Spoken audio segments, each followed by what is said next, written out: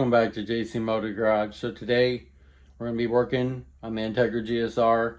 We got a little bit of a problem, so let's check it out, see what it is, and let's fix it.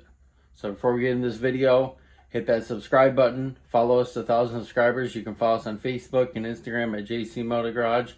Follow us to 1,000 subscribers, and let's get into the video. Alright, so this is our 2000 Integra GSR build that we've been working on. You can tell that a lot of things have been replaced.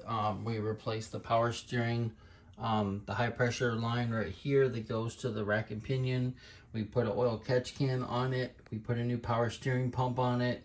It's got a new alternator, a new starter, new battery. We replaced all the seals inside the distributor and everything like that, new spark plugs. It's been bored over. It's probably got about 1,500 miles on this engine.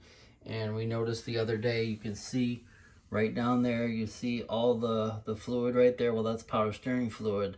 And you can tell right down here, you can see those two lines coming from the oil return, power steering return lines. This one right here and that one right there are leaking there and there. So Corey's gonna go pick up the parts from O'Reilly's today. We ordered two elbows, so we're gonna cut them to fit to those because I couldn't find ones from the factory ones. They wanted me to buy the whole hose, the whole line, and they're all steel all the way, and there's no rubber on there. That's the only thing that we didn't replace on here is the return lines for the power steering right here, and you can see they are rusted. And it is, you know, a 2000. It was sitting in the salvage yard for 4 to 6 years, just sitting there on blocks. And it's got over 200,000 miles on it. But yeah, everything else has been replaced. All the map sensor, TPS sensor, knock sensor, all the sensors have been replaced. All the coolant temp sensors, VTEC sensor has been replaced. Everything's been replaced. Radiator hoses. We put a coolant fan on it, so that's been replaced. Everything's pretty much been replaced on this. The master cylinder, that's the only thing that hasn't been replaced, but it's working good. The slave cylinder's been replaced. The master for the slave cylinder's been replaced. All the lines have been replaced for that. The slave cylinder down here has been replaced. It's got new exhaust on it. It's got new motor mounts on it. It's got the torque mounts right down there. I don't know if you can see, but they're red. You might be able to see right. Yeah, you can see right down there that they're red. Right down, yeah, right down there. Right there, you can see that we put the torque mount, the inserts for those because we were getting a lot of wheel hop. So that's been replaced. So we need to get on this right here, because we can't drive it like that, because Corey said the last time he drove it, he heard a little whining sound coming from the power steering pump, or not the power steering pump, from the rack when he turns a certain way, and that's because it is leaking. And basically what your power steering fluid does is it comes back from the return from the rack. It comes back here, and it goes right up inside here to the cooler. I don't know if you can see it right. You can see it right there, the cooler. And then it goes to a little oval, and then it comes back. So one's your feed line, it comes back through, and then your return line, and it goes back to your rack. So this is still full of fluid. We haven't filled that up yet. Needs a little bit, but we're still good. We're still good on power steering fluid, so we'll fill that up once we do this. So we'll jack up the car, and then we'll put a bucket underneath there when we pull that out, so we can save some of that fluid coming out of there. We did flush it and everything, so you can see that it is clear fluid, so that's not a problem. So Corey's gonna go up today. As soon as he gets up, he's gonna go get those two lines that we ordered. They should have been in here this morning. We'll get those put on there. We'll bleed the system, and then he'll take it for a drive. We'll check the power steering, and we'll get that done. We're still we still want to put on the coolant water temp sensor, the gauge. I've already put it in the pillar there. And then we have the Honda. We're still going to put in that in the S200 and the P75, and then convert it to VTEC. So if you haven't seen my last video, you can check out that video. And then we have right here the new center console leather that he bought. So we're going to be doing that. But first, we got to do this and get that done. And then we're gonna start working on body work, taking off the bumper and stuff. Yeah, taking off the bumper, getting that sanded down and stuff like that, getting the fiberglass filled, and then start working on, you know, the cowl, taking that off, taking the wipers off, getting those painted. We still got to figure out the hood, so that's a lot of content coming up. So stay tuned. He's gonna go up there and get those little power steering lines, the rubber lines for that. We're gonna get that fixed. He's gonna replace the lines because you can see that it still has the factory lines on there, and they are rusted, so those are factory. And soon, you know, sitting there for a long time, they just lose their spring. You can see on, I don't know if you can see on that one. Let me try to, you can see right there on this one, the spring goes from here to there, and it's not actually springing anymore when you turn that, and it's probably rusted, and it probably not, you know, clamping down on that hose. So, all right, we'll be back, and we'll go get the lines, and then we'll get those replaced. And so I'm here with my dad, and he's taking off the clamps to those hoses right there. It's a 10mm. He's gonna try to get them loose. Might not break loose. Is it coming? There's a little bit of power steering fluid on there, so we should be able to get it. I don't know if it's just turning. We got new clamps, so it'll be, even if it breaks. Is it coming loose? Yep. Okay. All right, well, we're doing that real quick. We gotta, we'll get those hoses off, and then I'll go get the other ones. I think they're inside the house, and then we'll have to cut them to match, because I couldn't find anything from the, at O'Reilly's and AutoZone. I couldn't find anything to match that. They wanted to replace the whole thing here with the steel lines that comes down to the power steering cooler. So like I said before, this has been replaced. All the high pressure switch has been replaced for the power steering pump. So the low pressure lines, the oil cooler, or the power steering cooler, and those lines is the only thing that hasn't been replaced on this car so far. So, I mean, it wasn't. And Corey drove it the other day, and he said that it was making a little bit of power steering noise. So we came out and looked at it, and yeah, it was leaking. So we'll get these off. We got a pan like that underneath there, so we got to do the radiator switch. So we'll do that in the upcoming video. But right now, we're working on this, getting this off of here. So we'll be back when we get these pulled off. It's just turning. Yeah, it's turning. Is it squirting out yet? No. I can hear the fluid coming out. Just be careful of the radiator.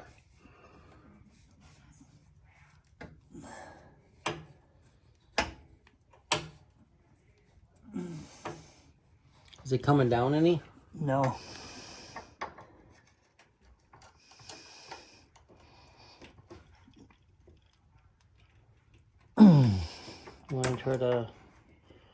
You want to cut it? Huh?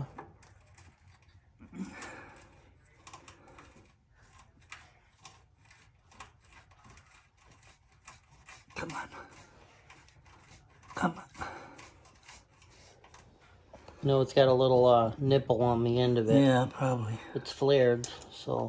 Yeah. And it's been on there. I know it's probably factory, and it's got like 200,000 miles on it. So, and it was sitting in a salvage yard for 4 years, sitting there rusting away. Yeah. You want to try to reuse that clamp?